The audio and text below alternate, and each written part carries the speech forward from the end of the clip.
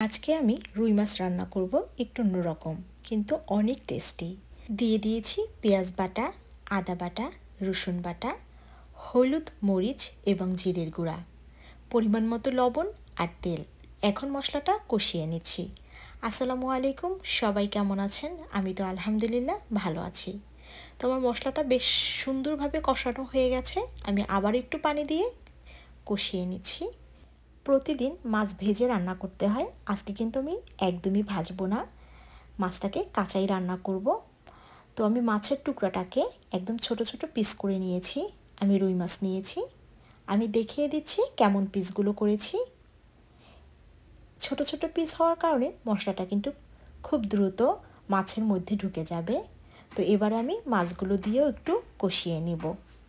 হুট করে আমি কিন্তু এই রান্নাটা করে নিয়েছি, বাট আমাদের সবার অনেক পছন্দ হয়েছে, এজন্য মাঝে মাঝে কিন্তু এই রান্নাটা করি।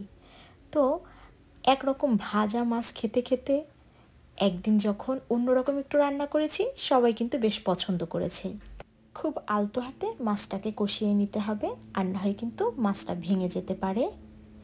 এই তো আমি উলট পালট করে একটু নেড়ে নিচ্ছি। আপনারা কিন্তু অবশ্যই বাসায় ট্রাই করবেন, আশা করি সবাই অনেক পছন্দ করবে। আমি কয়েক পিস আলু দিয়ে দিয়েছি আমার ছেলের জন্য। এই তো এখন দিয়ে দিচ্ছি লেবুর রস। এটা অপশনাল, আপনি ইচ্ছা করলে দিতে পারেন, আর না ইচ্ছা করলে স্কিপ করতে পারেন। আমি দিয়েছি কারণ আমরা কাঁচা মাছ রান্নাটা খেতে অভ্যস্ত নই, এজন্য। দেখুন কত সুন্দর কালার এসেছে। এই পর্যায়ে দিয়ে দিচ্ছি কাঁচামরিচ এবং টমেটো। আমি টমেটোগুলোকে একটু বড় বড় করে কেটেছি, মাছের সাইজেই কেটেছি। এবারে আবারও আলতো হাতে সুন্দরভাবে নেড়ে দিতে হবে।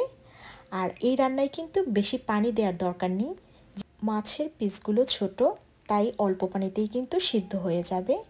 দিয়ে দিয়েছি একটু চিনি।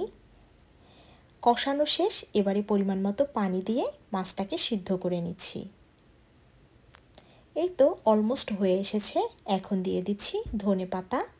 এখানে 12 মাসে কিন্তু ধনেপাতা পাওয়া যায়, তো এজন্য রান্নায় ইউজ করি, বেশ ভালো লাগে খেতে। আর আমাদের বাসার সবাই ধনেপাতার স্মেলটা পছন্দ করে। দেশের যে অবস্থা, আমরা এত দূরে থেকে দোয়া করা ছাড়া আর কিছুই করতে পারছি না। তো সবার জন্য অনেক অনেক বেশি করে দোয়া করব আমরা সবাই। আর যারা আমার ভিডিওটি শেষ পর্যন্ত দেখছেন, অসংখ্য ধন্যবাদ। এখন একটু নেড়ে নিচ্ছি। এটাই ছিল কিন্তু মাছের ফাইনাল লুক। কেমন হলো ভিডিওটি অবশ্যই জানাবেন। সবাই ভালো থাকবেন। দেখা হবে, কথা হবে নেক্সট ভিডিওতে। আল্লাহ হাফেজ।